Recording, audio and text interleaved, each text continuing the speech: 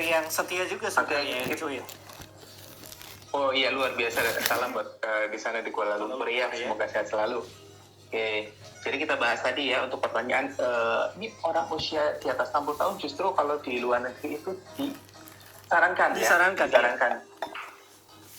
Ya, jadi begini, jadi setiap negara itu punya protokolnya masing-masing untuk penerapan vaksin tersebut.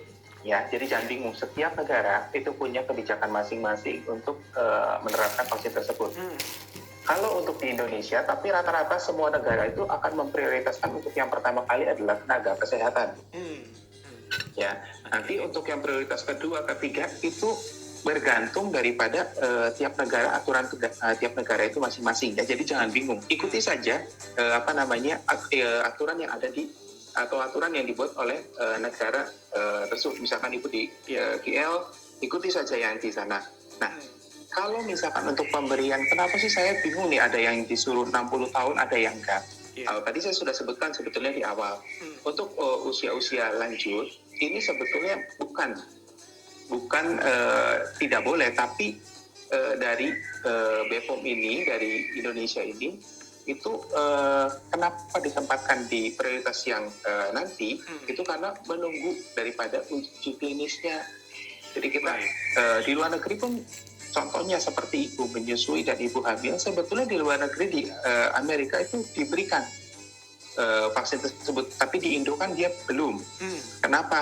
Kita lagi tunggu dulu bagaimana efektivitasnya, efek sampingnya dan sebagainya. Jadi di Indonesia diprioritaskan itu yang pertama. Sebenarnya ini bagus sekali pertanyaan tadi, sempat belum kesinggung. Jadi vaksinasi di Indonesia itu dimulai dari bulan Januari sampai bulan April untuk tahap pertama.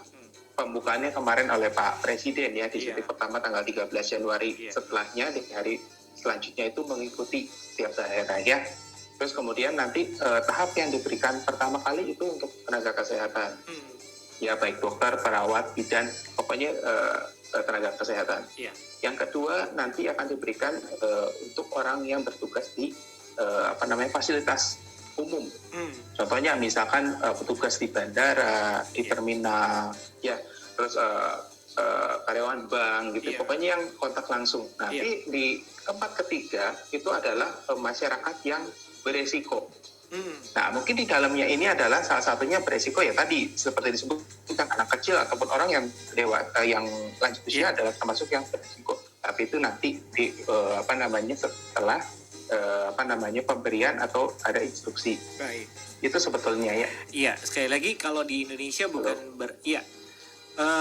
berarti tidak boleh, tapi memang masih dalam pengkajian, masih dan menunggu. Iya, yang ditakutkan adalah penyakit penyerta gitu ya, dan mungkin setiap negara akan memberlakukan kebijakannya yang berbeda, Dok, baik yang di bawah 18 tahun ataupun mungkin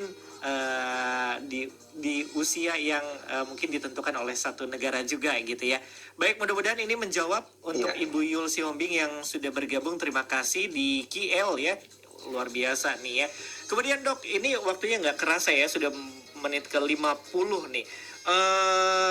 Pertanyaan selanjutnya nih, di manakah sebenarnya seseorang dapat memperoleh suntikan vaksin